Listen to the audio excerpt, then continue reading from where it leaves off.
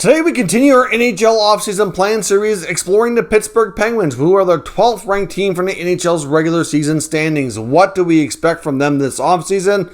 Will some of their big names like Malkin, Letang, will they be back, or is it the end of an era? We'll discuss the possibilities coming up next. Welcome back to another video here at Top Shelf Hockey. As I mentioned, today we're continuing on with our NHL offseason plan series. We're now at the 12th ranked team in the NHL's 21-22 regular season, the Pittsburgh Penguins. Now, in case you're new to this series as well, what we're going to basically do is we're going to do a quick recap of the 21-22 season, take a look at some key team stats and metrics to see how things went. We're going to explore their salary cap space to see where things are at. What do they have on the books for contracts? How much money do they have available? And then we're going to explore their expiring contracts. Who are they have for RFAs and UFAs, and who needs to be re-signed or replaced? And then lastly, in the last segment, we're going to look at their top burning questions facing this franchise, or the top priorities that need to be addressed this offseason. So let's get started with a 21-22 season recap. Of course, we know the Penguins qualified for the playoffs, finished third place in the Metropolitan Division with 103 points, and unfortunately lost in the first round of the 2022 Stanley Cup playoffs against the New York Rangers in 7 games. They did have a 3-1 series lead, but the Rangers came all the way back, winning the last 3 games to take this in 7. It was a bit of a devastating loss, but I think it's fair to say the injury to Sidney Crosby in that series, which would have been, I think it was game 4, I believe it was, or game 4, game 5, was a turning point for sure. And, obviously at that point, the Rangers seemed to take over, and the Penguins just never were able to get back. Now, they did finish with a record of 46, 25, and 11 last year, so they had, to me, it was a little bit of a surprising season. A lot of people predicted them to take a step back. I know I did as well. And this team just continues to defy the odds, defy the aging veterans there, and they just continue to be competitive and win and just really be one of the league's better teams. It's really quite remarkable when you think about it.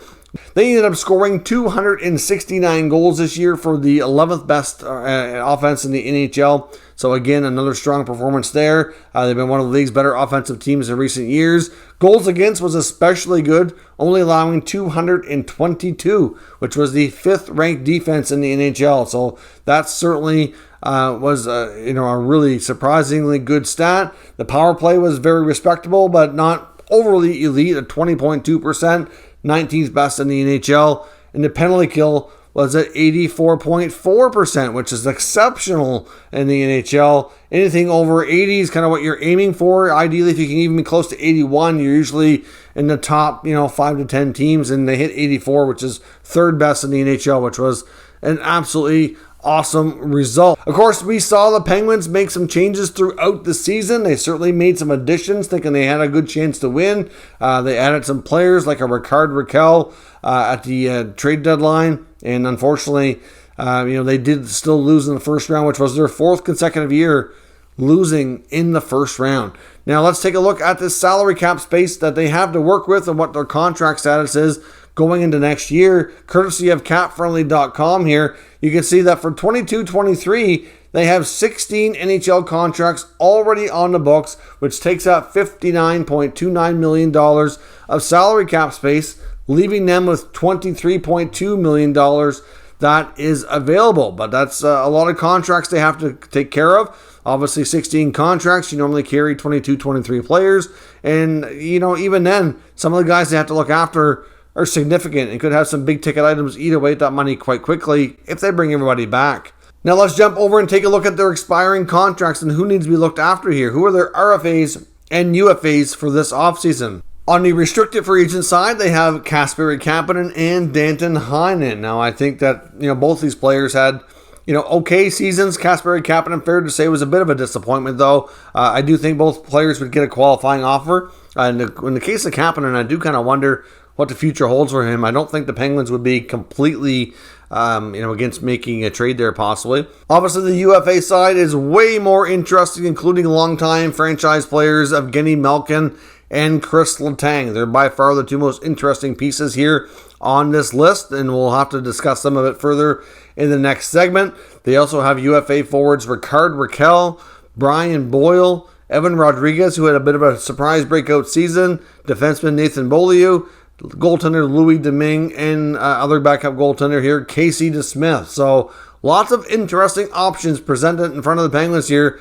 based on these contracts. Of course, Brian Rust would have been on this list here as well, but as soon as the season was over, a few days after, they did come to terms on a 6-year agreement, re-signing Brian Rust to keep him in the fold. So he was another one that was certainly a big question mark here coming down the stretch into the beginning part of the Penguins offseason. Now let's take a look at the top burning questions or top priorities facing the Penguins this offseason. By far the biggest question is the future of Chris Letang and Evgeny Malkin. There is no doubt they have some tough decisions to make here. Now, recent reports from NHL insiders such as Elliot Friedman suggest that contract negotiations have not gone well with either player. That at one point, I know even Rob Rossi, who covers the Penguins directly for The Athletic, has made mention that both players were offered 3-year contracts, which would basically match up with the remaining term of Sidney Crosby's contract, that all 3 players could essentially expire at the same time, and they would use that 3-year window to continue to try to be competitive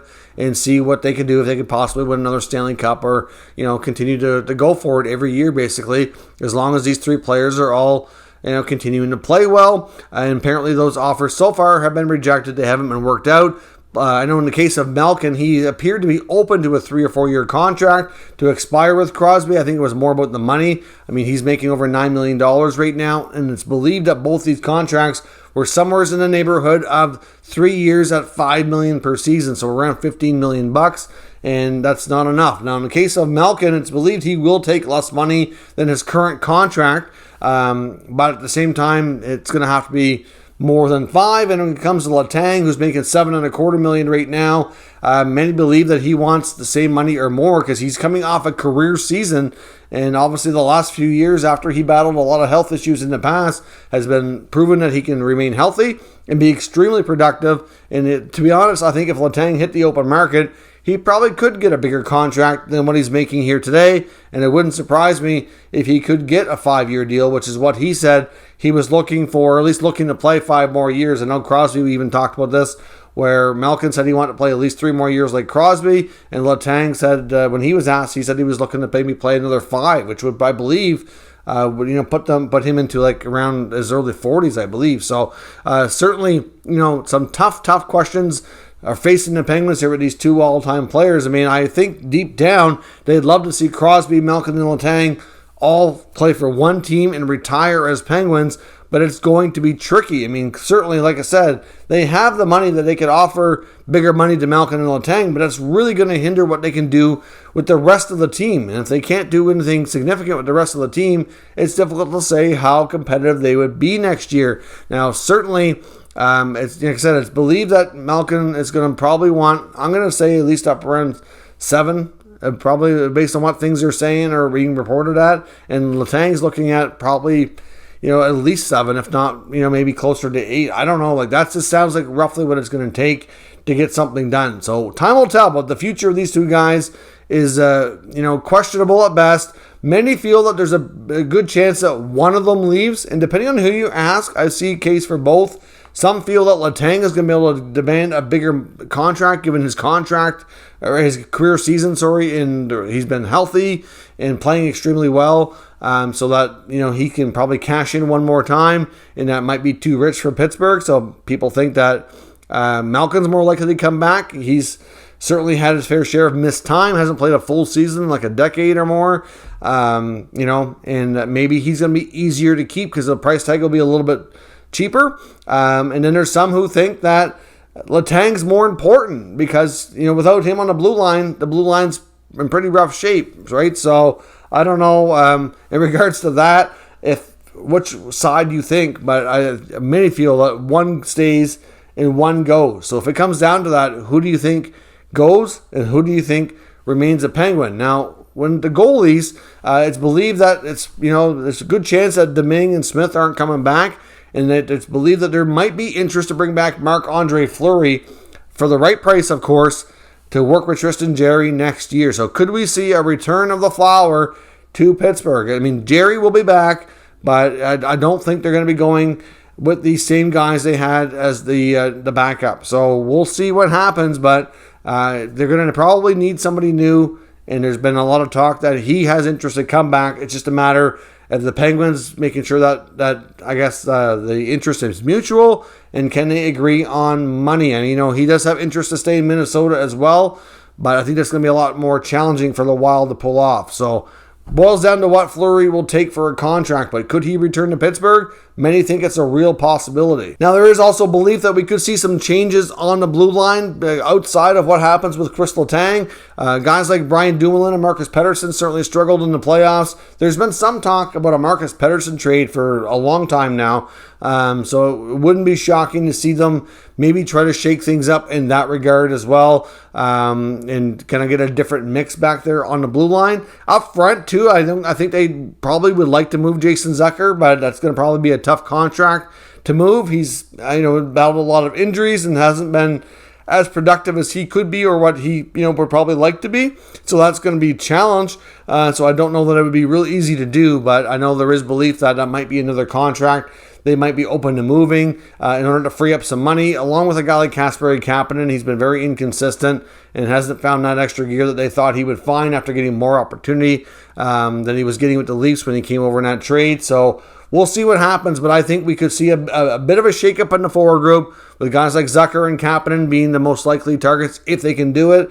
On the back end, like I said, maybe a Pettersson, new goalie coming in to work with Jerry, which could be Fleury, and then could Malkin or Letang not be in the mix next year? It's certainly a real possibility, and only time will tell, but they do have some big questions in Pittsburgh. Is it the end of an era? A lot of these decisions are going to be based on new ownership and Fenway Sports Group and how they feel about things. Certainly, it's been challenging for sure getting to kind of understand their philosophy and what their vision is for this team. There was reports that they had Ron Hextall, the general manager, outline a vision for them in written form as well. There was even some talk that we could see changes within the management group, but considering he just re-signed Brian Rust and there hasn't been anything announced here as of yet, I don't think we're going to see that. Obviously, I suspect that Burke and Hextall will remain at the head of hockey operations for the Penguins, and we'll see what they do here. But I do wonder what kind of a leash they'll be on, given the fact that there's new management, or given that there's new ownership. Since new ownership typically almost likes to have their own people in place, it's a pretty common practice. So time will tell what happens, but I would think it's going to be a pivotal offseason for this team. We could see a major shift in what this team looks like, but at the same time, it's possible they might be able to get creative enough to keep a lot of the core pieces in place, keep the band together, and continue to make runs here to see what they can do. It's not completely out of the realm of possibility. It's just going to be really challenging, and we'll see what happens. So let me know your thoughts on this pivotal offseason for the Penguins in the comments, and we'll discuss further. If you're new to this channel, make sure you subscribe and stick around. We'll keep up to date with the latest news, rumors, and analysis on all 32 NHL teams. Thank you for watching, and I'll catch you next time.